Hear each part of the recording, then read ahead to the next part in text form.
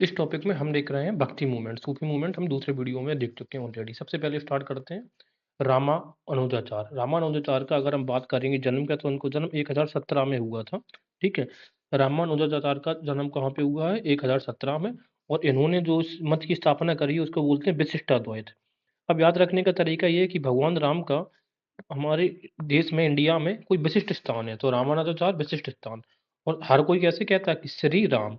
बात यह है कि श्री संप्रदाय की स्थापना करी, इनको श्री इस वजह से भी कहा जाता है कि इन्होंने शुरुआत में क्या किया था। देखो, पहले क्या था, जो शंकराचार्य थे उन्होंने अद्वैतवाद की स्थापना करी थी। किसकी? अद्वैतवाद की। तो उसके बाद रामानुजाचार्य जो हैं, ठीक है ना, इनके गुरु थे यमुनाचार्य। यमुनाचार्य, तो देखो यमुनाचार्य रामानुजाचार्य इनके नाम में ही अपने गुरु का नाम छुपा है। तो यमुनाचार्य का कहना ये था कि अगर शंकर ये कहते हैं कि ये अद्वैतवाद है, यानी कि जड़ और चेतन एक ही है, तो पर भक्ति कौन किसकी करेगा? पर भक्ति के लिए करने के लिए कोई है ही नहीं है। इसलिए वो कह रहे थे कि दो लोगों का अलग अलग अस्तित्व दिखाना हमें पड़ेगा। इसीलिए यमुनाचार्य का जो काम है उनके शिष्य किसने कंप्लीट किया? रामानुजाचार्य ने। तो उन्होंने किसकी बात करी? उन्होंने विशिष्टाद्वैत। उन्होंने कहा जड़ है, चेतन है और आत्मा है। ठीक है ना, और आत्मा है। तो आत्मा जड़ के माध्यम से, ठीक है ना, ये जड़ आत्मा चेतन के माध्यम से जड़ तक पहुंचने का काम करती है। इसी को बोला जाता है विशिष्टाद्वैत।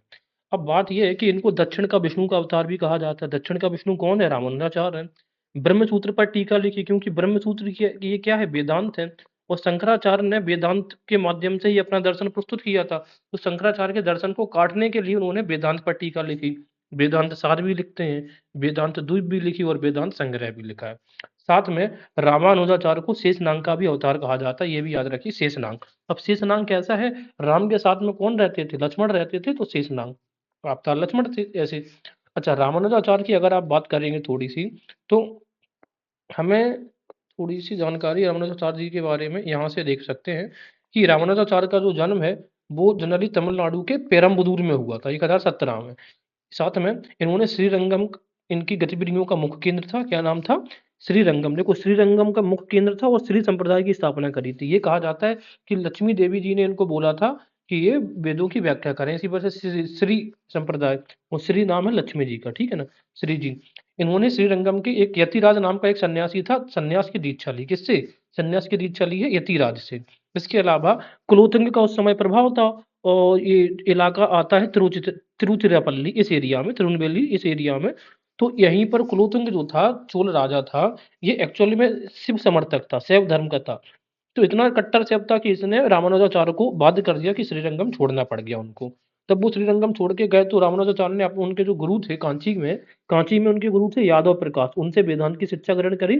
और उसके बाद यमुनाचार्य के शिष्य बने। पहले वो किसके शिष्य थे? यादव प्रकाश के। इसके बाद में हमें देखने को मिलता है कि रामानुजाचार्य ने भक्ति को दार्शनिक आधार भी प्रदान किया। और दार्शनिक आधार कैसे प्रदान किया भक्ति को? जब उन्होंने विशिष्टाद्वैत की स्थापना करी कि जड़ चेतन और आत्मा अलग है, तब ये आधार प्राप्त हुआ। साथ में उन्होंने ये कहा कि भाई देखो, वेदांत वगैरह में क्या लिखा गया है कि सिर्फ ज्ञान के माध्यम से ही आप भगवान या भक्ति प्राप्त कर सकते हैं, मोक्ष प्राप्त कर सकते हैं। लेकिन रामानुजाचार्य पहले संत थे जिन्होंने ये कहा कि मोक्ष का साधन सिर्फ ज्ञान नहीं है, जबकि भक्ति भी हो सकती है। ठीक है, इसके अलावा श्री भाष नाम से, देखो श्री संप्रदाय कौन? श्री रामानुजाचार्य। ब्रह्मसूत्र पर भाष टीका लिखी, ये पहले हम कंफर्म हो चुका है। रामानुजाचार्य ने यह भी कहा साथ में, ने शूद्रों को भगवत दर्शन और मोक्ष का भी अधिकार दिया। उन्होंने कहा कि भाई कोई भी जाति का हो, कोई भी व्यक्ति हो, सिर्फ अगर वो भक्ति करेगा तो मोक्ष का अधिकारी होगा। शेषनाग का अवतार कहा जाता है। शेषनाग किसका नाम था? लक्ष्मण। और लक्ष्मण किसके साथ रहते थे?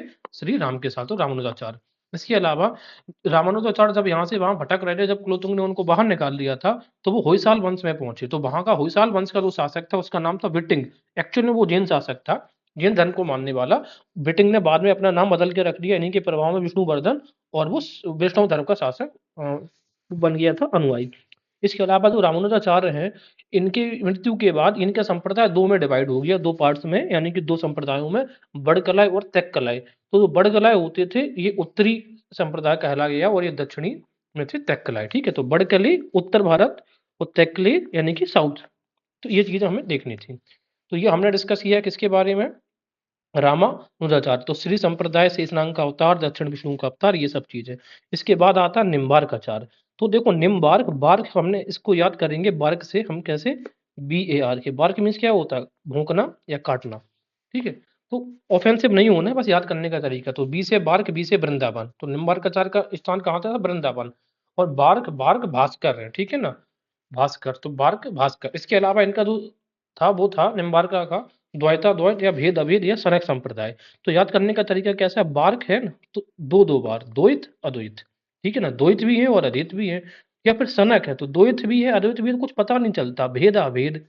तो इस प्रकार से। इसके अलावा बार्क, बार्क हो सकता है किससे, सुदर्शन चक्र क्या कर देता, बार्क कर देता था, काट देता था गला। 10 श्लोकी सिद्धांत रत्न तो ऐसे याद कर सकते हैं कि 10 बार बार्क किया गया है, भोंका गया है। कृष्ण के साथ राधा भक्ति पर बल देने वाले पहले संत यही है अपने, कौन, बार्क है। बार्क ने सबसे पहले बल दिया है कृष्ण भक्ति पे, तो बार्क और बल, ये याद रखेंगे। तो निम्बार्क को हमने याद किया है। अच्छा, अब बात करेंगे माधवाचार्य की। तो माधवाचार्य तो सीधी सी बात है, द्वैतवाद के समर्थक थे। माधव, धुआ, द्वैत इसी में। और माधव एक्चुअली में क्या है, ये ब्रह्म ही तो थे, भगवान श्री कृष्ण विष्णु ने तो अपना अवतार दिखाया महाभारत में, तो ये ब्रह्म संप्रदाय है। और माधव कैसे थे, माधव हरियाली संप्रदाय। तो याद करने का तरीका हमारे पास में कैसा होना चाहिए कि माधव जहां जहां का पे भी गए हैं, वहां वहां उन्होंने हरियाली हर एक जगह पर दिखाई है। तो ये हो गया हमारे सामने क्या, माधवाचार। इसके बाद आप देखेंगे माधवाचार का जन्म आपको क्लियर यहाँ पे दिख रहा है कब हुआ है, 1199 में, ठीक है। माधवाचार कब है, 1199। तो माधव जहां जहां गए हरियाली हुई है। इसके अलावा माधव को वायु का अवतार कह रहे हैं, तो देखो वाह माधव में भी आ रहा है, और जो माँ है वो आपका किसमें, वाह माधव में भी आ रहा है, और वाह किसमें आ रहा है, वायु में भी आ रहा है। तो इस तरीके से हम याद करेंगे माधवाचार वायु का अवतार। इसके अलावा क्या है, सर्वदर्श संग्रह। तो ये बताओ सर्वदर्श को आप किससे कनेक्ट कर सकते हो, सर्वदर्श को, ये बताओ। माधव ने अपने सर्वदर्शन करवाए थे अर्जुन को, माधव ने तो करवाए थे, तो सर्वदर्श संग्रह माधवाचार। इसके अलावा 36 पुस्तकों की रचना कौन करेगा, माधव। तो देखना आप इसको कैसे देखना, देखो जैसे ये 36 बना है, तो उद्वा ऐसे बनता है, तो 36 पुस्तकों वाले कौन है, माधव है। तो ये चीजें हमने डिस्कस करी। एक बार इनको रिकॉल करते हैं क्या क्या है। माधवाचार्य जो है, इनको दो नाम है।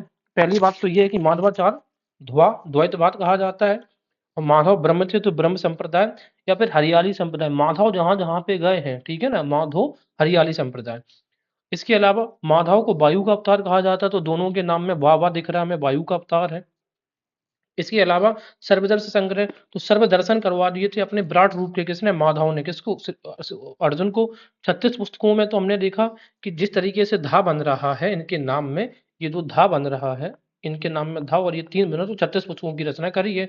एक चीज याद रखना कि माधवाचार्य को हम पूर्ण प्रज्ञ आनंद कहते थे। कैसे याद रखेंगे, तो माधव है ना, वो वास्तव में पूर्ण प्रज्ञ, प्रज्ञ का मतलब होता है विद्वान, प्रज्ञ, प्रज्ञान बुद्धि वाला। तो माधव भगवान जिन्होंने गीता का रचना करी है, गीता बोली, तो वो पूर्ण प्रज्ञ तो थे ही, और माधव ना हमेशा आनंद मूड में रहते थे। तो ये चीज हमने डिस्कस कर ली है, किससे रिलेटेड, माधवाचार्य से रिलेटेड। अगला डिस्कस करते हैं हमारे सामने माधवाचार्य के बाद हम देख रहे हैं किसको, चलो ठीक है कबीरदास को ही देख लेते हैं एक्चुअली में। चलो तो कबीर जो है ना एकदम विशुद्ध द्वैतावाद थे, ठीक है। कबीर क्या कह रहे हैं, विशुद्ध द्वैतावाद की स्थापना करी है किसने, कबीर ने। तो कबीर कैसे थे, एकदम विशुद्ध थे, शुद्ध एकदम। अब कबीर की जो सबसे बड़ी बात अगर देखें, तो कबीर के जो शिष्य थे, उन शिष्य का जो नाम था वो था भागदास। कबीर के कौन शिष्य थे, भाग। तो कबीर भाग कबीर, जैसे कबीर सिंह की मूवी है ना, तो उसमें वो कबीर सिंह भागता हुआ दिखाई देता है, तो भागदास। इसके अलावा कबीर जो वीर है ना, वे बहलोल और सिकंदर के समकालीन थे। किस किस के, लोधी वंश के समकालीन थे कबीरदास जी, ठीक है ना। तो ये बहलोल और सिकंदर के समकालीन थे कबीरदास जी। इसके अलावा अगर आप देखेंगे तो कबीरदास जी का जो जन्म है वो हुआ कब है, तो देखते हैं 1398 के अप्रोक्स, ठीक है। 1398 से लेकर इनकी मृत्यु होगी 1518 में जाकर। तो ये हमने देख लिया। तो एक बार रिकॉल करते हैं, भागदास, भाग कबीर भाग रहे हैं ना अपनी मूवी में, बहलोल और सिकंदर के, तो वीर बहलोल, ठीक है ना, वीर कबीर कैसे थे, बहलोल थे और सिकंदर के समकालीन थे। इसके अलावा कबीर की मृत्यु के बाद इनका संप्रदाय जो संभाला है, कबीर की मृत्यु के बाद इनका संप्रदाय संभालने वाले हैं, वो है धर्मदास। कौन है इनकी मृत्यु के बाद, धर्म। तो कबीर के बाद धर्मदास, इनकी डेथ के बाद इनकी गद्दी को संभाला।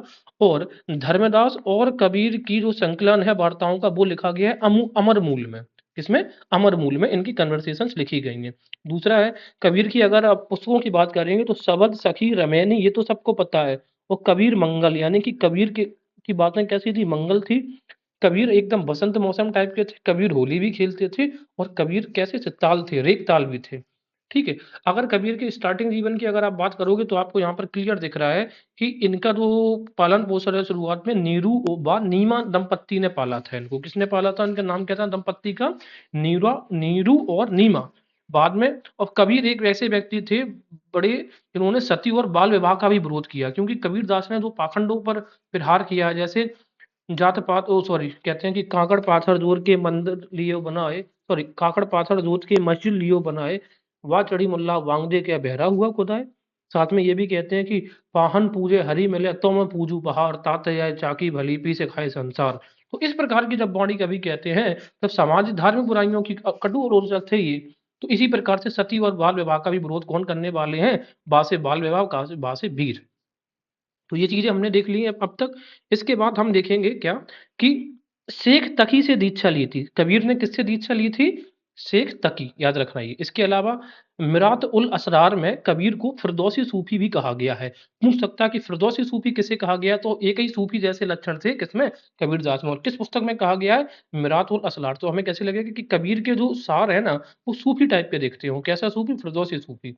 इसके अलावा अब इनका कुछ पद ना आदि ग्रंथ जो सिक्स का जो होली बुक है उसमें भी इसमें इंगित किया गया है। तो ये चीजें हमने देख ली हैं कबीर दास जी के बारे में। और कबीर कैसे थे? विशुद्ध द्वैतवाद।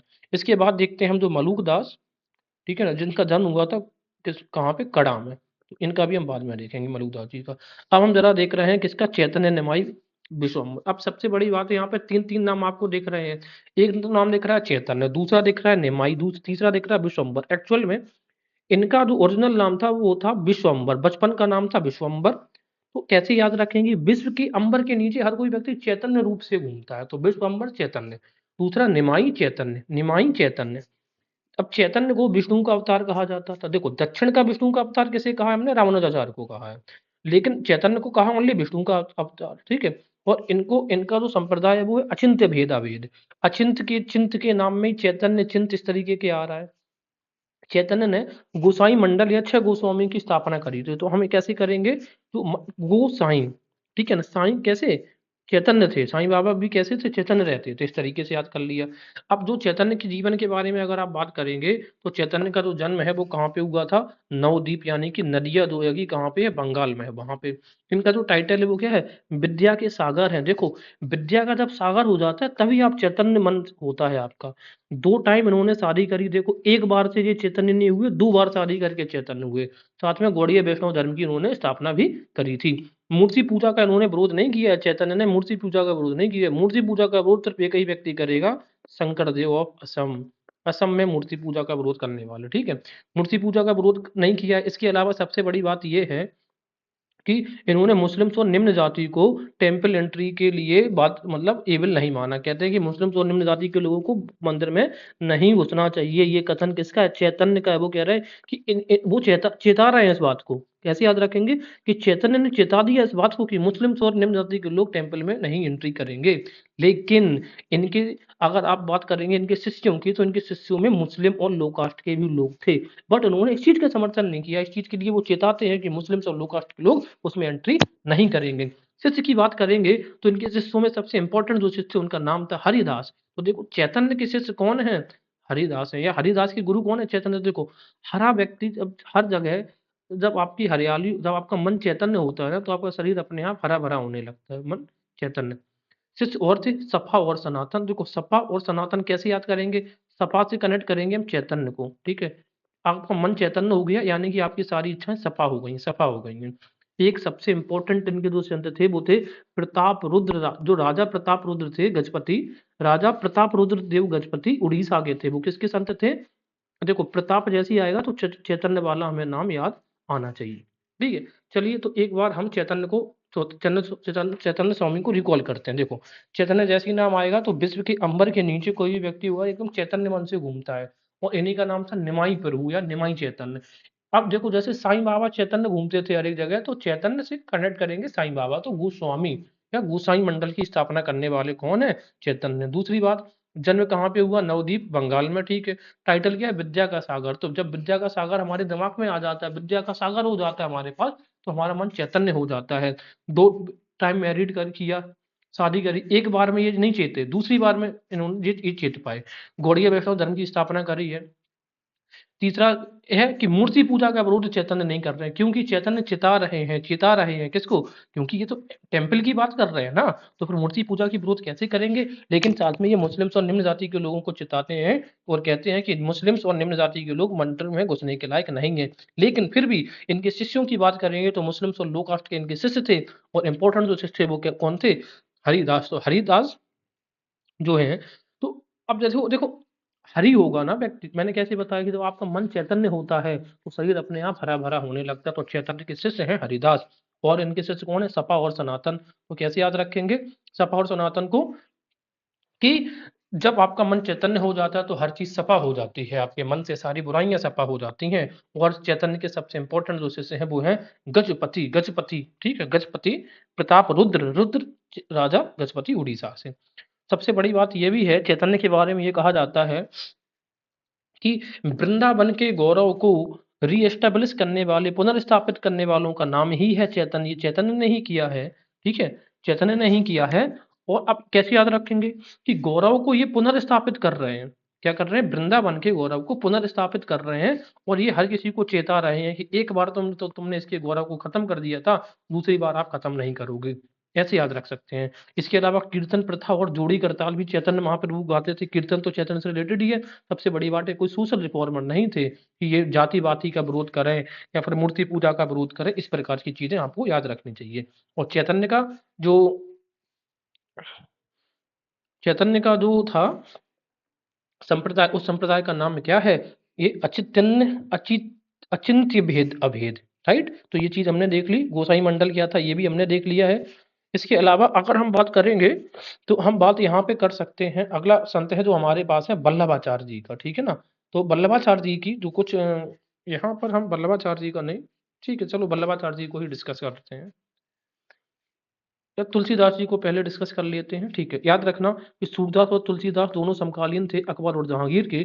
तुलसीदास की अगर पुस्तकों की बात करेंगे तो इनकी पुस्तक हमें देखने को मिलती है दोहाबली, गीताबली, कविताबली, विनय पत्रिका, वैराग्य संदीपनी।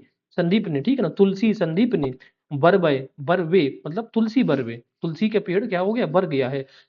बरवे रामायण, सतसई, पार्वती का मंगल, ये भी याद रखना। नाम भले पार्वती का है लेकिन पार्वती माँ सीता की परछाई मान लो। रामलला नहछू अकबर के और जहांगीर के समकालीन थे। इसके अलावा रात आत्मा राम दोबे और हुलसी भास्कर भी, ठीक है, लिखी। और रचना वाली इनकी पत्नी का नाम था, किताब का नाम नहीं था। तुलसी की पत्नी क्या थी? रतन। तो तुलसी की रतन, ठीक है।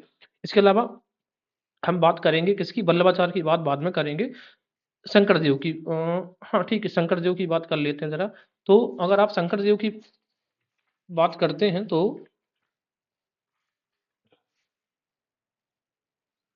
देखो, शंकर देव का जो जन्म हुआ था वो हुआ था 1449। तो शंकर 1449 से 1568, ठीक है।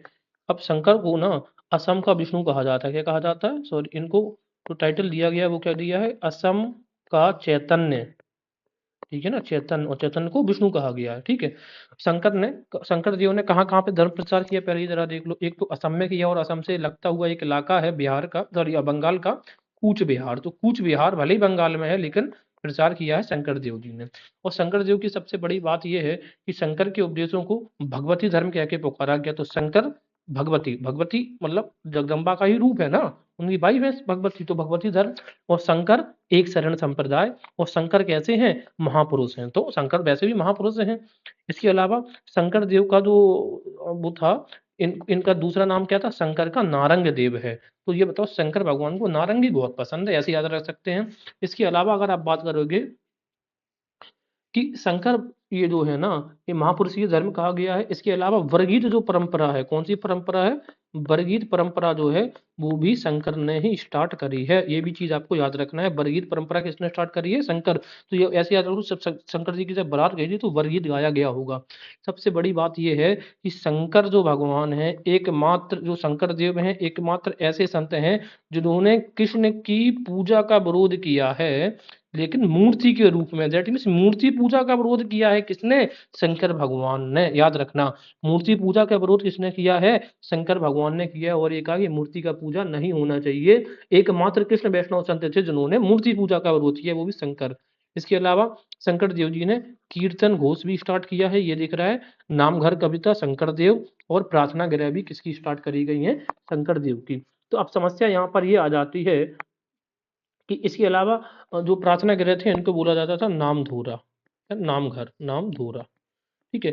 अब देखो जब इस प्रकार के प्रश्न आते हैं ना कि एकमात्र संत ऐसा कौन है जिसने मूर्ति पूजा, कृष्ण की मूर्ति पूजा का विरोध किया है, तो हमें लगेगा कि भाई वैष्णव धर्म में तो सभी ने विरोध नहीं, किसी ने विरोध क्यों किया होगा। लेकिन देखो शंकर, अब याद कैसे कर सकते हो कि शंकर ना मूर्ति, शंकर कह रहा है कि मूर्ति संकरित नहीं होनी चाहिए इस प्रकार से। तो ये चीजें हमने यहाँ पर डिस्कस करी हैं। इसके बाद हम बात कर सकते हैं किसके, गुरु नानक देव जी के बारे में। ठीक है। तो गुरु नानक देव की जब हम बात करते हैं तो यहाँ पे हमें दिख रहा है क्लियर सी कि गुरु नानक, हमें एक तो पता है जब सिकंदर लोदी बाबर और हुमायूं के समकालीन थे, जब बाबर इंडिया पे ऊपर अटैक कर रहा है तो गुरु नानक जी ने क्या है कि कहा था कि बाबर की सेना को पाप की बारात कहा है। तो ये चीज हमारे दिमाग में पहले से है। इनका जन्म हुआ है तलवंडी में, ठीक है, तलवंडी में, और इनकी डेथ हुई है करतारपुर में। करतारपुर में तरन तारन इनका हो गया, ये मान लो।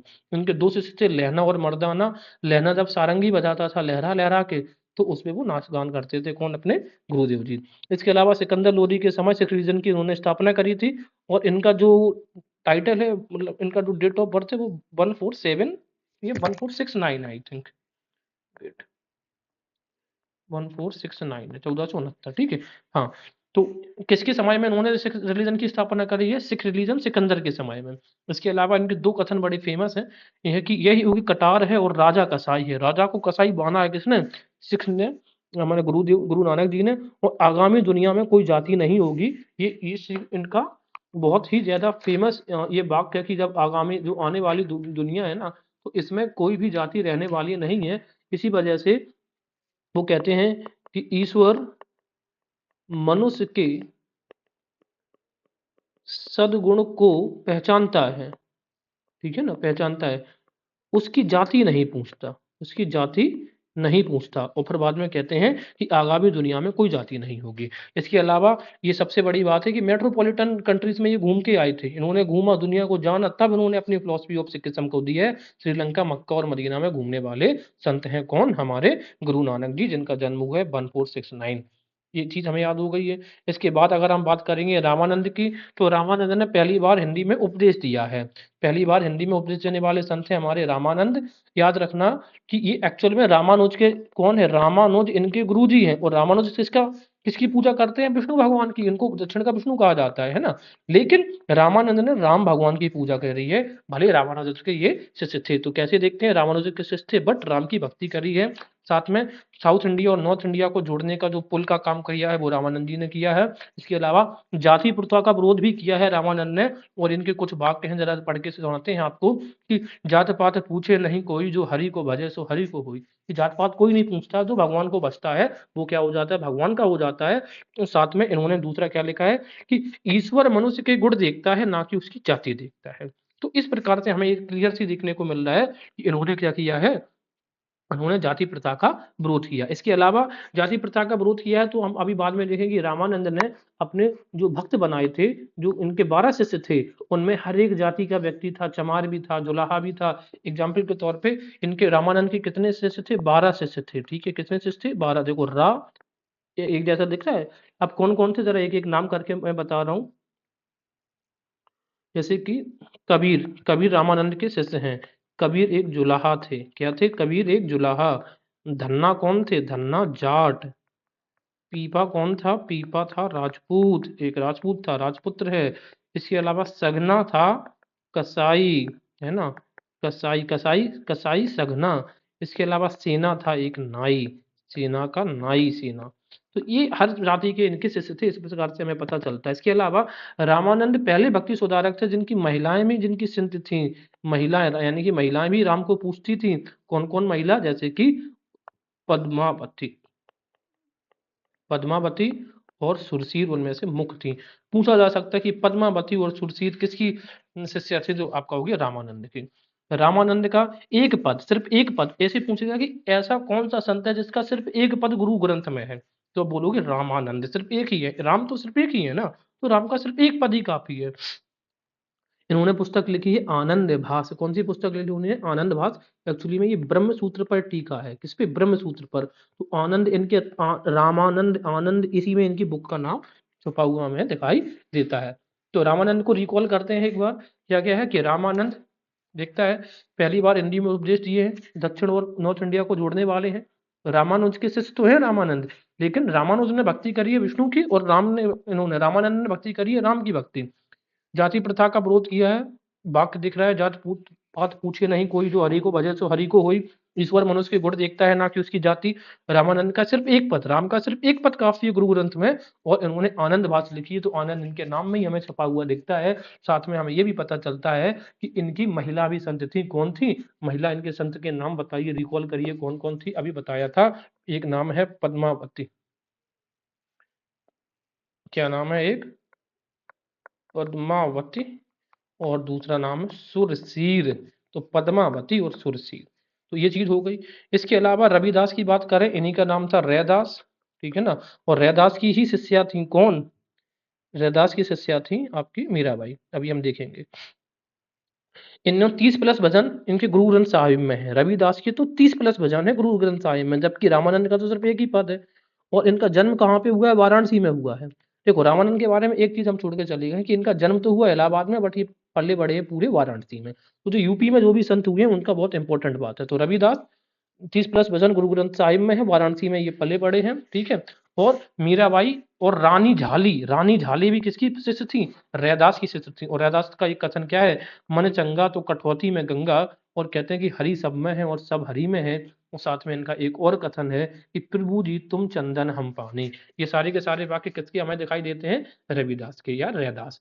तो रविदास, इन रविदास के, ठीक है। और रविदास जो रविदास थे, इनके रविदास के गुरु कौन है? इनके गुरु हैं कौन आपके? रामानंद, ठीक है। रामानंद इनके गुरु। कबीर और रविदास दोनों के गुरु कौन है? यहाँ पे मैं लिख दे रहा हूँ, यहाँ पे के गुरु रामानंद, ठीक है ना। रामानंद गलत लिखे है, रामानंद, ठीक है। और रविदास की शिष्य कौन है? मीराबाई। इसके बाद अगर हम बात करेंगे तो हम बात करेंगे किसके बारे में? दादू। या दादू का शुरुआत में नाम क्या था? महाबली। तो देखो, दादू से हमने ऐसे कि हमारे जो दादू होते बूढ़े होते हैं, लेकिन फिर भी एक अपने टाइम के महाबली थे। और दादू, दा से दादू, धू से धुनिया, दादू ऊ आ रहा धुनिया, धुनिया जाति के थे। देखते हैं इनके बारे में क्या क्या चीजें सही है। सबसे बड़ी बात है, इनके जो गुरु थे ना, हमारे दादू को जो गुरु थे बड़े कमाल ये थे। तो इनके गुरु थे कमाल। और कमाल कौन थे? कबीर के पुत्र। कबीर का पुत्र बड़ा कमाल का व्यक्ति था, ठीक है, कमाल। अकबर के समकालीन थे दादू दयाल। तो दादू की हमारी बात होती थी अकबर से, ऐसे याद रख सकते हैं। सभी स्त्री पुरुष भाई बहन है, ये किसने कहा है? दादू ने। तो देखो, दादू हमारे घर के सदस्य हैं, तो भाई बहन वाला जो कथन है वो फैमिली वाली बात हो गई। इसके अलावा दादू बाड़ी, अलख जरीबा इनके सत्संग स्थल होते थे। दादू द्वार जो प्रार्थना स्थल होते थे। 52 शिष्य बनाए दादू ने, इनको 52 स्तंभ कहा गया। कितने? 52 शिष्य बनाए दादू ने। राम इसके अलावा अगर हम बात करेंगे किसकी? रैदास की, सॉरी, रैदास की नहीं, रामानंद जी की। रामानंद के कितने से? सिर्फ 12 शिष्य थे। और दादू दयाल के 52 शिष्य थे। उनमें से कुछ इंपॉर्टेंट देखो, सुंदरदास, गरीबदास और रजब। सुंदरदास, देखो दादू कैसे थे? सुंदर थे। दादू कैसे थे? गरीब थे। और दादू कैसे थे? गज्जब थे, रज्जब थे। रज्जब के बारे में कहा जाता है कि हमेशा दूल्हे के भेष में रहते थे। तो दूल्हा हमेशा रज्जब रहता है, राजी रहता है। और रज्जब ने एक बहुत बड़ी बात कही है कि संसार वेद है और सृष्टि कुरान है। ये स्टेटमेंट लिख के दे सकते हैं कि किसने कहा है। तो क्या बोलोगे? रज्जब ने। इसके अलावा दादू दयाल के लोग थे ना, तो सबको ये जलाते थे। दादू के सबको ना जलाया जाता था, ना ही इनको कहीं पर गाड़ा जाता था। जो आपकी जो पारसीस में जो परंपरा है ना, सबको पशु पक्षियों को खिलाते थे। ये दादू दयाल, ये धुनिया जाति के जो मानने वाले थे, दादू दयाल संप्रदाय को मानने वाले थे लोग, वो इस प्रकार की चीजें करते थे। तो ये चीज आई होप हमने क्लियर कर ली है। अब हमारे पास बचते हैं सूरदास जी और वल्लभाचार्य जी। उसके लिए हम सॉरी, मूव करते हैं आगे की तरफ। यहाँ पर हमें दिख रहा है क्लियर, एक मिनट। सूरदास, सूरदास जी का जो जन्म है वो कहाँ पे हुआ था? आगरा में। तो याद कैसे कर सकते हैं? सूरदास ने कितनी सारी किताबें लिखी हैं। अगर अगर वो सूर नहीं होते, आंखों से दिखाई देता तो कितना अच्छा लगता। तो सूर और रुक, सूर रुकनत। जन्म से अंधे थे, सूरदास ने बल्लभाचार्य से दीक्षा ग्रहण करी। तो बल्लभाचार्य के शिष्य कौन थे? बल्लभाचार्य के शिष्य थे कौन? सूरदास। ठीक है। और बल्लभाचार्य के बेटे थे विठलनाथ, बेटा विठलनाथ। ठीक है ना, इस तरीके से। तो क्यों ना हम बल्लभाचार्य जी को ही पहले डिस्कस कर लेते हैं, बल्लभाचार्य को ही डिस्कस कर लेते हैं पहले।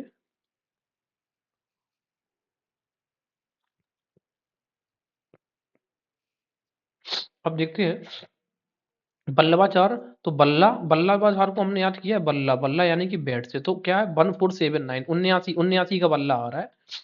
बल्लभाचार्य का जन्म हुआ देखो वाराणसी में, निधन भी इनका वाराणसी में गंगा की जल समाधि से हुआ है। तो बल्ला आपका गंगा में डूब गया, ऐसे याद रख सकते हैं। वाराणसी में उन्होंने शिक्षा प्राप्त की और विजयनगर के कृष्णदेवराय के समय उन्होंने वैष्णव संप्रदाय की स्थापना की थी। याद रखना कि वल्लभाचार्य और कृष्णदेवराय, नाम ही इनका कृष्णदेवराय। तो वैष्णव संप्रदाय की स्थापना कृष्ण के समय पर करी थी। इसके अलावा इन्होंने क्या लिखा था, सुबोधनी और सिद्धांत रहस्य लिखा, एवं भक्ति वर्धनी नामक धार्मिक ग्रंथ लिखे। अब इनके धर्म को याद करने के बड़े चैलेंज है हमारे सामने, तो हम कैसे याद करेंगे? कोई बालक था जो मचल रहा था बल्ला के लिए, जब उसको बल्ला मिल गया तो उसको सुबोध हो गया, बोध हो गया। इसके अलावा बल्ला खरीदने का कुछ ना कुछ सिद्धांत तो होता है, बिल्कुल होता तो सिद्धांत रहता। इसके अलावा बल्ला जब आप दे देते हो ना, तो बल्ला के प्रति व्यक्तियों की भक्ति बढ़ जाती है, वर्धनी हो जाती है, वृद्धि हो जाती है, इस तरीके से। इसके अलावा वे बल्लभाचार्य जो थे, वे भगवान श्री कृष्ण, भगवान की श्री नाथ जी के नाम से पूजा करते थे। क्या बोलते थे? जैसे आप देखो अभी मथुरा के जो संत है ना वल्लभाचार्य, वो भी भगवान श्री जी की पूजा करते हैं। शुरू जी तो वैसे श्री नाथ जी, ठीक है ना, श्री जी तो वल्लभाचार्य, उससे रिलेट कर सकते हैं। या फिर न्यू बल्ला का श्रीनाथ करो, वैसे तो वल्लभाचार्य संत जी से रिलेट कर सकते हैं। इसके अलावा क्या देखेंगे, वल्लभाचार्य के क्या पुत्र कौन थे? पुत्र थे विठलनाथ। इन्होंने वृंदावन में श्रीनाथ जी का एक भव्य मंदिर बनवाया। देखो, वल्लभाचार्य तो श्रीनाथ जी की पूजा करते थे, और लेकिन मंदिर किसने बनवाया? मंदिर किसने बनवाया? मंदिर बनवाया विट्ठल ने। तो देखो विट्ठल ने, गिट्टी आई होगी उसमें ना, गिट्टी मंदिर बनाने में, विट्ठल गिट्टी मंदिर, इस तरीके से याद रखेंगे। और उनकी मूर्ति की स्थापना भी किसने करवाई है? विट्ठलनाथ ने। बल्लभाचार्य ने रुद्र संप्रदाय की स्थापना की। तो देखो बैट्समैन क्या करता है, अपने बल्ला से रुद्र चीजें मचा देता है। इसके अलावा इनका जो दर्शन था वो कैसा था? बल्ला का दर्शन था शुद्ध अद्वैत। तो बल्ला कैसा चाहिए हमें? शुद्ध चाहिए एकदम। पुष्टि मार्ग और भक्ति मार्ग में विश्वास करते थे। इसके अलावा बल्लभाचार्य को पुष्टि मार्ग का संस्थापक कहा जाता है। ठीक है। तो बल्ला की संस्थापना, बल्ला ने संस्थापना करी है। और इनके जो बेटे थे ना, अभी उनके बारे में अभी हम देखेंगे। वल्लभाचार्य वैष्णव धर्म के कृष्ण मार्ग की शाखा से थे। ठीक है। कुछ विद्वानों ने इन्हें विष्णु स्वामी संप्रदाय भी कहा है। वल्लभाचार्य विष्णु स्वामी संप्रदाय। ठीक है। वल्लभाचार्य को जगत गुरु महाप्रभु श्रीमदाचार्य भी कहा जाता है। तो सीधी सी बात यह है कि हमारे जो गुरु जी है ना वल्लभाचार्य जी, मथुरा वाले, वृंदावन वाले, वो श्रीमदाचार्य से क्या कम है? वो तो जगत गुरु है। वेदांत सूत्र की संस्कृत में टीका भी लिखी है, वेदांतों की टीका भी लिखी है इन्होंने।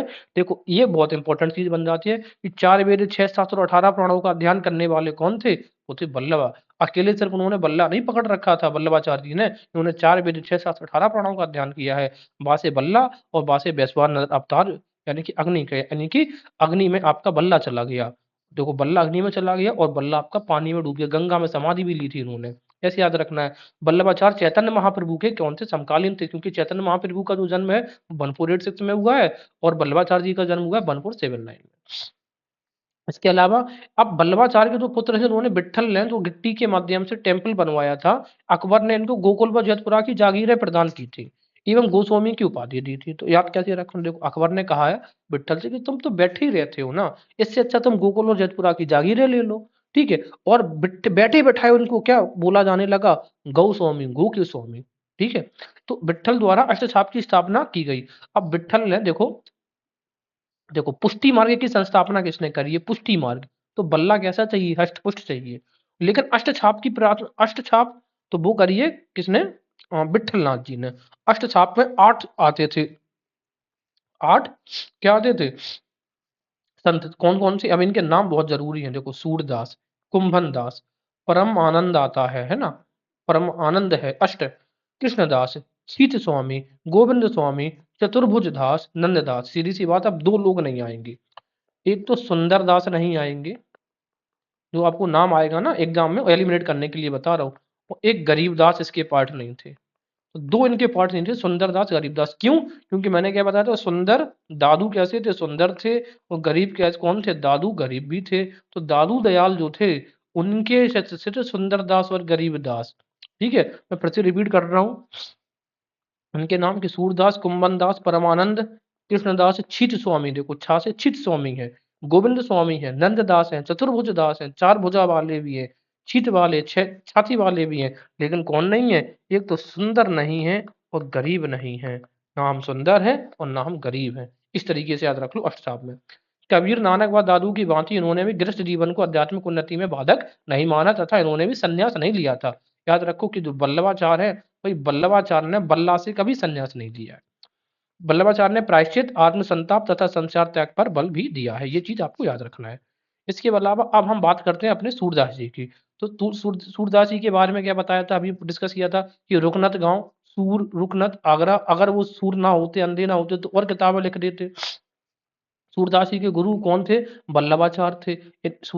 वल्लभाचार्य के शिष्य कौन है, सूरदास है। और वल्लभाचार्य के बेटे कौन है, विट्ठल नाथ। अब विट्ठल नाथ को अभी हमने कैसे रिकॉल किया है, विट्ठल ने बैठे बैठाए उनको जागीर दे दी अकबर ने, और बैठे बैठाए गोस्वामी की उपाधि भी मिल गई, गौ के स्वामी, बैठे बैठे गोस्वामी हो गए हैं। और विट्ठल ने गिट्टी से टेम्पल की निर्माण किया होगा, श्रीनाथ जी का निर्माण। और श्रीनाथ की पूजा कौन करते हैं, हमारे श्रीनाथ जी की पूजा वल्लभाचार्य जी महाराज करते हैं। अकबर और जहांगीर के समकालीन सूरदास भी हैं, तुलसीदास भी हैं। साथ में जहांगीर के संरक्षण में उन्होंने सूर सागर लिखी। सूर सागर किसके संरक्षण में लिखी है, सागर जहां, जहां में सागर ही सागर है, तो जहांगीर। लेकिन शाहजहां भी आपको दिमाग में आ सकता है, लेकिन नहीं, क्यों नहीं आना चाहिए, क्योंकि अकबर का तुरंत उत्तराधिकारी कौन है, जहांगीर है। इस तरीके से ब्रज भाषा में उन्होंने कौन कौन सी लिखी पुस्तक, सूर सागर लिखी है, सूर सारावली लिखी है, साहित्य लहरी लिखी है, और ब्रह्मर गीतों की भी उन्होंने रचना करी है। इसके अलावा सूरदास को पुष्टि मार्ग का जहाज या अष्टछाप का जहाज भी कहा गया है। और पुष्टि मार्ग की स्थापना करने वाले कौन है, पुष्टि मार्ग की स्थापना करी है वल्लभाचार्य ने, लेकिन अष्टछाप की स्थापना करी है विट्ठल नाथ ने। अष्ट विट्ठल, ठीक है ना। इसके अलावा सूरदास व अब्दुल रहीम खाने खाना से इनका संपर्क था। अब्दुल रहीम खाने खाना किसके दरबार में थे, यहाँ अकबर के दरबार में थे। इसके अलावा हाँ, तुलसीदास जी का जन्म बांदा जिले के उत्तर प्रदेश के राजपुर गांव में हुआ। ये सब देख लिया, अब तो ये महुआ में आ गया है। ये सच्चाई, तुलसीदास अकबर एवं जहांगीर के समकालीन थे, किंतु आईने अकबरी में, हाँ, ये सबसे इंपॉर्टेंट चीज ये है कि तुलसीदास इनके अकबर और जहांगीर के समकालीन तो थे, लेकिन आईने अकबरी में तुलसीदास का उल्लेख नहीं किया गया है, अबुल फजल की जो पुस्तक थी। तो ये चीजें हमने डिस्कस कर ली अब तक। मीराबाई के बारे में अगर आप डिस्कस करने की बात करेंगे तो देखते हैं इनका जन्म कब हुआ, 1498। मीराबाई किसकी शिष्या है, ये रैदास की शिष्या है। और रैदास के गुरु कौन है, रामानंद है। रामानंद के जो शिष्य थे वो रैदास भी हैं और कबीरदास भी हैं, ठीक है ना। तो रैदास और कबीरदास और रामानंद लगभग एक ही तारीख में जन्मे, 1398 में आई थिंक, ठीक है ना। इनकी जो डेट ऑफ बर्थ है रामानंद की और इनकी कबीरदास जी की डेट ऑफ बर्थ जो है वो 1398 है इन दोनों की, ठीक है। और या फिर रैदास की 1398 है, नहीं ठीक है, नहीं की मान लेते हैं, अभी आगे देखेंगे इनके, अभी डेट पे लेकर अब ज्यादा मत करिए चिंता। हाँ, मीराबाई भक्ति काल की महान महिला संत थी। इनका जन्म कुड़की मेड़ता में हुआ था, ये बात सही है। पिता राजा रतन सिंह राठौड़ थे, राजा रतन सिंह की पुत्री थी। और इनके पति का नाम था भोजराज, जो कि किस वंश में इनका विवाह हुआ था, तो सिसोदिया वंश की थी। सिसोदिया वंश के ही कौन थे, महाराणा प्रताप भी सिसोदिया थे। इसके अलावा इन्होंने कृष्ण की भक्ति में लीन हो जाती है। राजस्थानी व ब्रज भाषा में इन्होंने गीतों की रचना करी है। मीराबाई ने पहले जीव गोस्वामी लिखी है, चैतन्य संप्रदाय के भक्त, तथा फिर रैदास से शिक्षा प्राप्त करी है। तो पहले इनके गुरु कौन थे, जीव गोस्वामी थे। और जीव गोस्वामी कौन है, चैतन्य संप्रदाय के भक्त थे। और फिर रैदास से भी शिक्षा ग्रहण करी है। मीराबाई भक्ति को पदावली कहा जाता है। मीराबाई तुलसीदास की समकालीन थी। तो मीरा, तुलसी। इसके अलावा मीरा ने क्या क्या लिखा है, राग गोविंद तो समझ में आता है। नरसी का मायरा, हमें ये नरसी मेहता ने नहीं लिखा है, नरसी मेहता अभी देखो उन्होंने क्या, नरसी का मायरा किसने, मीरा दास ने। मायरा मायका महिलाओं का होता है। और गीत गोविंद पर इन्होंने क्या लिखी है, जो टीका लिखी है। इसके अलावा मीरा की तुलना प्रसिद्ध जो स्त्री सूफी संत हैं उनका नाम था रबिया, उनसे की जाती है। मीरा की मृत्यु कहाँ पर हुई थी, द्वारका में हुई थी, ठीक है। मीरा द्वारका में बाद में माइग्रेट होकर द्वारका चली गई। तो ये इंपॉर्टेंट चीज है मीरा बाई की। एक तो इनकी जो किताबें हैं कि राग गोविंद है, नरसी का मायरा है, गीत गोविंद है। इसके अलावा किस पिताजी का नाम, राजा रतन सिंह राठौड़, राठौड़ वंश की थी, और राठौड़ों की शादी हुई थी सिसोदिया में, सिसोदिया थे भोजराज। ये याद रखने के लिए जरूरी था। तो अब हमारे पास देखते हैं एक बार, चेतन महाप्रभु हो चुका है, दादू दयाल भी हो गए हैं, गुरु नानक हमने निपटा दिया है, रविदास रैदास हो गए हैं, कबीरदास भी हो चुके हैं। अब हमारे पास कुछ और क्या बाकी रहता है, नरसिंह मेहता। जरा नरसिंह मेहता के बारे में देखते हैं। नरसिंह मेहता, इनका सीरीज, इनके गीत जो थे वो थे सुरा संग्राम में संकलित हैं, और ये गुजरात में थे। इनका जो इम्पोर्टेंट जो टैग लाइन है, जो कि महात्मा गांधी भी अपने मूवमेंट में कहते थे कि वैष्णव जन तो तेनो कहिए, की रचना नरसिंह मेहता ने ही की थी। सतनामी संप्रदाय की बात करें तो संत जो बीरभान ने सतनामी संप्रदाय की स्थापना करी है, ये औरंगजेब के समय। तो औरंगजेब के समय हमें पता था सतनामी रिवोल्ट भी हुआ है, तो सतनामी संप्रदाय उसी के समय स्टार्ट हुआ होगा। सतनामी संप्रदाय को मुंडिया और मिनियास कहा जाता है। देखो, सतनाम, तो नाम क्या क्या है, देखो गजब नाम है, मुंडिया मिनियास सतनामी, ठीक है। और सतनामी बैरागी पंथी, यानी कि कबीर पंथी थे एक्चुअली में, एक तरीके से सतनामी कबीर को ही फॉलो करते थे। और सतनामी संप्रदाय की स्थापना 1657 ईस्वी में नारनौल में हुई है। तो तारीख भी याद रख सकते हैं, 1657। ये औरंगजेब उस समय गद्दी पे बैठ चुका है ना, उसी ईयर बैठा है, उसी साल सतनाम संप्रदाय की स्थापना भी हो गई है। इनकी पुस्तकें पोथी कहलाती हैं। औरंगजेब के खिलाफ इनके विद्रोह को बिशन सिंह कल्लवाहा ने दबा दिया था। किसने दबाया था? बिशन सिंह ने उनको विश कर दिया। जगजीवन साहब सतनामी संप्रदाय से थे, जिन्होंने इस संप्रदाय को पुनः संगठित करने का काम किया। उन्होंने पुनः संगठित मतलब दोबारा से जग में जीवन डाल दिया। कौन ने? सतनाम साहब ने। अ, कुछ और बात करते हैं। हित हरिवंश जो संप्रदाय है, इसकी स्थापना राधा वल्लभी संप्रदाय की स्थापना हित हरिवंश ने करी थी। राधा वल्लभी, ठीक है, आगरा में करी गई थी। हित हरिवंश, ये बहुत इंपॉर्टेंट है, यूपी जीके का क्वेश्चन भी बनता है। सखी संप्रदाय में कृष्ण को ही एकमात्र पुरुष माना जाता है, बाकी सभी पुरुषों को स्त्री मान के और वो फिर भगवान श्री कृष्ण की आराधना करते हैं, उन्हीं के हिसाब से वेशभूषा भी धारण करने की कोशिश करते हैं। सखी संप्रदाय को हरिदासी संप्रदाय कहा जाता है। देखो, सखी कौन? हरि की दासी। इसके अलावा लालदास ने संप्रदाय को बनाया लालदासी। रामचरण राम स्नेही, यानी कि आपके रामचरण से ही आपको स्नेह है, राम के स्नेह है। सहज आनंद ने स्वामी नारायणी, सहजानंद आनंद नारायण है। इसके अलावा नारायणी संप्रदाय की स्थापना नारायण दास ने गुजरात में करी थी। तो नारायणी संप्रदाय का स्थापना कहाँ हुई है? गुजरात में। इसके अलावा पुरंदर दास ने कर्नाटक में दासकूट आंदोलन चलाया, यही बहुत इंपॉर्टेंट है। दासकूट तो दास ने, लेकिन कौन दास? पुरंदर दास ने। किस रीजन में? कर्नाटक में। कश्मीर में लल्ला देवी मध्यकाल की महान कौन सी किस उसकी संप्रदाय की थी? शैव महिला थी। इसके अलावा प्रणामी, या जिसको कहते हैं धामी संप्रदाय, इसकी स्थापना करी है प्राणनाथ ने। प्रणामी प्राणनाथ ने, जिन्होंने कुलजम स्वरूप ग्रंथ की रचना भी की है। तो कुलजम स्वरूप किसने लिखा है? प्राणनाथ ने। देखो, कुल प्राण, कुल प्राण, कुल होते हैं प्राण। शिवनारायण संप्रदाय की स्थापना करी थी किसने? शिवनारायण ने। और कहाँ पे? लेकिन बलिया में, ठीक है, और बलिया में करी थी। उत्तर प्रदेश इनका मुख्य क्षेत्र था। नाम क्या है? शिव नारायण। मुगल सम्राट मोहम्मद शाह रंगीला इसी संप्रदाय का अनुयायी था। तो मोहम्मद शाह रंगीला किसका था? रंगीला को रंग वाले भगवान पसंद थे, शिव नारायण पसंद थे। शिव भी पसंद है, नारायण भी पसंद है। और शिव नारायण का मेन सेंटर कहाँ पे? बलिया। तो शिव नारायण बलिया। लालगिरी ने अलग गिरी संप्रदाय की स्थापना करी थी। लाल अलख, लाल अलख, जब अलख जलती है तो लाल कलर दिखता है, उस तरीके से। भक्ति आंदोलन के कुछ अन्य तथ्य देख लेते हैं। स्वयं को लीन करने का सिद्धांत निर्गुण उपासकों से संबंधित है। निर्गुण उपासकों में कबीर है, नानक है, रैदास है, रामानंद। रामानंद भी निर्गुण है, ठीक है। दादू एवं पीपा प्रमुख थे। हालांकि रामानंद ने भगवान राम की पूजा करी है। कश्मीर की रानी थी हब्बा खातून, कश्मीर की मीराबाई के नाम से प्रसिद्ध है। क्या नाम है? हब्बा खातून। शंकराचार्य को षणमत स्थापनाचार्य भी कहते हैं, सासे शंकरा सासे षणमत। मलिक मोहम्मद जायसी ने 12 मासा, आखिरी कलाम, अखरावट, कान्हावत की रचना करी। ये एग्जाम में पूछी जा चुकी है। देखो, मलिक मोहम्मद जायसी, जैसी रहती है 12 मास, 12 मास एक जैसी रहती है, जायसी। आखिरी कलाम जायसी, ठीक है। जासी का आखिरी कलाम था। अखरावट और कान्हावत किसकी है? मलिक मोहम्मद जायसी की। मैं फिर से रिपीट कर रहा हूँ, अखरावट और कान्हावत, ये दोनों किसकी है? मलिक मोहम्मद जायसी की रचना है। चंडेश्वर बिहार के एवं चंडीदास बंगाल के थे। देखो, चंदेश्वर और चंडी, तो चंडी बिहार में, बंगाल में ही तो पूजा होती है चंडी देवी की। तो चंडीदास बंगाल के और चंड ईश्वर बिहार के। ईश्वर बिहार। बंगाल के नवदीप के रघुनंदन ने हिंदू धर्म पर 28 पुस्तकें लिखी हैं। और किसने? देखो, बंगाल का व्यक्ति है, नाम क्या है? रघुनंदन। तो ये चीज हमें याद रखनी है। तो ये ओवरऑल हमने कंप्लीट किया है भक्ति आंदोलन, लेकिन हमारी कुछ चीजें रह गई हैं, जरा हम उनको और थोड़ा सा देख लेते हैं। अब देखो, किसने कौन सा संप्रदाय स्टार्ट किया है, वो सब एक बार रिकॉल कर लेते हैं। भास्कराचार्य ने कौन सा किया था? भेदाभेद। भास्कराचार्य भेदाभेद। निम्बार्क बार्क ने भेदाभेद संप्रदाय या फिर सनक संप्रदाय, या इसको क्या किया था? द्वैत अद्वैत। ठीक है, तो भेदा अभेद द्वैत अभूत इस तरीके से भास्कराचार्य ने भी भेदा भेद किया था। हित हरिवंश राधा वल्लभी, ठीक है, ये तो हमें पता है। विज्ञान भिक्षु, तो देखो अभिभागाद्वैत, विज्ञान है अभिभागाद्वैत, ठीक है, विज्ञान में वैसे भी भागादौड़ मची रहती है। श्रीकंठ शैव, तो देखो शिव जी का कंठ कैसा है ना, शिव जी का कंठ है थोड़ा डिफरेंट टाइप का। इसके अलावा श्रीपति, तो वीर शैव, तो हमारे पति कैसे हैं, वीर शैव है, तो वीर शैव विशिष्ट अद्वैत। इसके अलावा बाबा श्रीचंद ने उदासी, बाबा श्रीचंद जो है उदास क्यों रहते हैं, बाबा श्रीचंद कौन थे, सन ऑफ गुरु नानक थे, गुरु नानक के पुत्र थे बाबा श्रीचंद। इसके अलावा बल्लभाचार्य, तो मैंने क्या बताया, शुद्ध बल्ला चाहिए होता है, और बल्लभाचार्य रुद्र संप्रदाय भी किया था। बल्लभ बल्ला से रुद्रता मचाते हैं अपने ग्राउंड्स में, इनको बोला गया है शुद्ध अद्वैत, ठीक है। रामानुजाचार्य, तो श्री रामानुजाचार्य श्री संप्रदाय या इसी को बोलते हैं विशिष्ट अद्वैत है।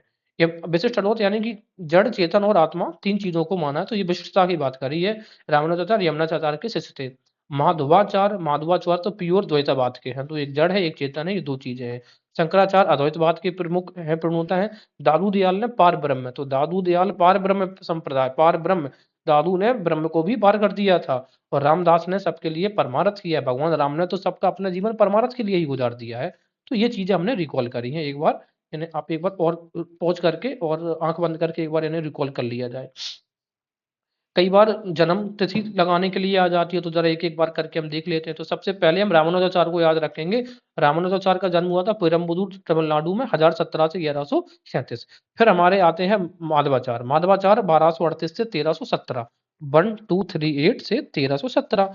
फिर हमारे आते हैं नामदेव, तो नामदेव 1270 से, देखो नाम 70 बार नाम पढ़ो, 1270 से 1350, ये चीज हमने याद कर ली है। इसके बाद जो हमें देखने को मिलेगा वो हम देखेंगे 1398 में दो लोगों का जन्म हुआ है, किसका, कबीर दास जी का और रैदास जी का, ठीक है। अब ये जो कबीर और जो रैदास हैं, ये दोनों के दोनों लोग रामानंद के शिष्य हैं।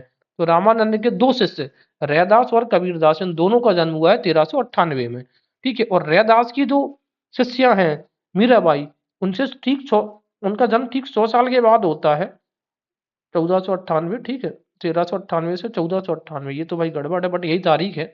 मीराबाई ने 1498 में जन्म लिया, 100 साल का डिफरेंस हमें इनके जन्म में दिख रहा है, लेकिन पॉसिबल कैसे होगा। अच्छा, ये 1540 का जन्म है, अच्छा ठीक है ठीक है, 100 कहाँ है ये। इसके बाद हम देखेंगे, हाँ, गुरु नानक की बात करें तो गुरु नानक क्या है, 1469, नानक है 6 और 9 इस तरीके से। चैतन्य तो एकदम 680 है, चैतन्य कैसे है, 680 है। मीराबाई हो गया है। सूरदास, तो सूर कैसे है, 7 8 78, तो सूरदास और वल्लभाचार्य देखो एक ही तारीख में, जबकि वल्लभाचार्य के शिष्य हैं सूरदास, तो यानी कि गुरु और शिष्य एक ही तारीख में, 1478 1478। शंकर देव, तो शंकर 1449, शंकर कैसे है, 1449 है। दादू क्या है, 1544 है, दादू कैसे है, 1544 है। तो ये तरीका है इनका याद करने का। कुछ इंपॉर्टेंट क्वेश्चन वो हमने नाम आपको बता दिए हैं। अब ये इनके जन्म का जरा देख रहे हैं। रैदास का जन्म कहाँ पे हुआ, वाराणसी में। तुलसीदास राजापुर।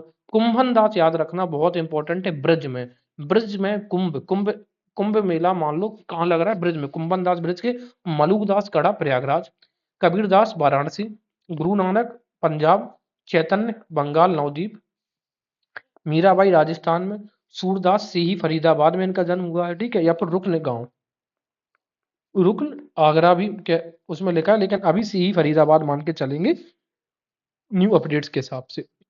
वल्लभाचार्य छत्तीसगढ़ में इनका जन्म हुआ, लेकिन डेथ हुई है वल्लभाचार्य की नहीं, छत्तीसगढ़ में नहीं, वाराणसी में ही इनका जन्म हुआ है। वहां से वाराणसी, वहां से जन्म, वाराणसी में इन्होंने जल समाधि ली थी, याद करिए। बल्ला आपका गंगा के जल में चला गया था। शंकरदेव असम के, दादू दिया राजस्थान, पुरंदरदास ये महाराष्ट्र, फिर कर्नाटक में उन्होंने स्टार्ट किया था ना, पुरंदरदास कर्नाटक में भी। मणिक वाचगर, रामानुजाचार्य पेरम्बदूर, नामदेव असम, माधवाचार्य पदक उडुपी कर्नाटका में। माधवाचार्य का क्या है, पदक उडुपी। और निम्बार्काचार्य बारकाचार्य बेल्लारी, निम्बार्काचार्य का क्या है, 1238। और माधवाचार्य का जन्म का डेट है क्या, सॉरी, माधवाचार्य का डेट ऑफ बर्थ है 1238 का। तो ये तो हमारी इंपॉर्टेंट चीजें थी जो कि हमने डिस्कस करी है। देख लेते हैं कुछ और बाकी रह गया है, नहीं रह गया।